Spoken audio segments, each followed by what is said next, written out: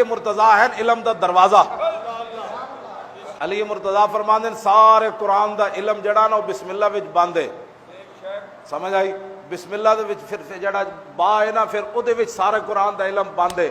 فرمایا پھر با دا جڑا نقطہ ہے نا سارے قرآن دا علم اس نقطے وچ بند ہے.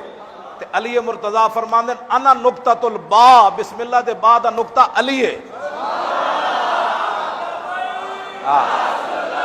اے بھنگ پین والے دے بارے بھی ایک گل سنو. بھنگ پی کے علی علی علی علی، میں آکھا علی یہ ہے. علی مرتضیٰ فرماندے شراب دا قطرہ ڈھوے کھوہ وچ، پھر کھوہ دا پانی لگے فصل نو مکئی نو، پھر مکئی کھاوے بکری، پھر بکری دے دودھ، علی اس بکری دا دودھ پین واسطے بھی تیار کوئی. یہ ہے علی مرتضیٰ. سنیں جی نشیاں دا کی تعلق ہے علی مرتضیٰ نال؟ ہے جی بھنگ پین والے دا کی تعلق ہے؟ بے نمازیاں دا کی تعلق ہے علی مرتضیٰ نال؟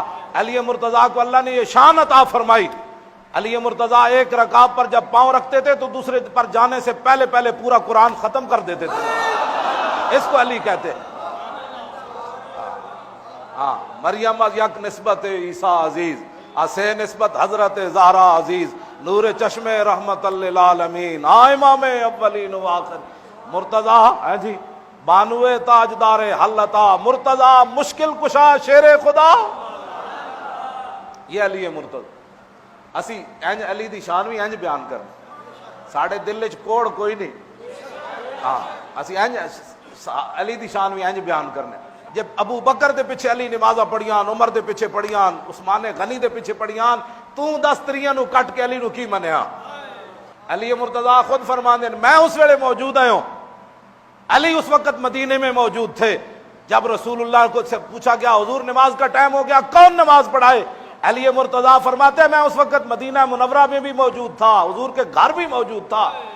تو رسول اللہ نے فرمایا تھا اس وقت مرو ابا بکر فلیصلی بالناس، فرمایا ابو بکر کو کہو لوگوں کو نماز پڑھائے. جب صدیق اکبر خلیفہ بنے تو مولا علی نے فرمایا جس صدیق کو رسول اللہ نے ہمارے دین کے لیے منتخب کیا اسی صدیق کو علی اپنی دنیا کے لیے منتخب کرتا ہے.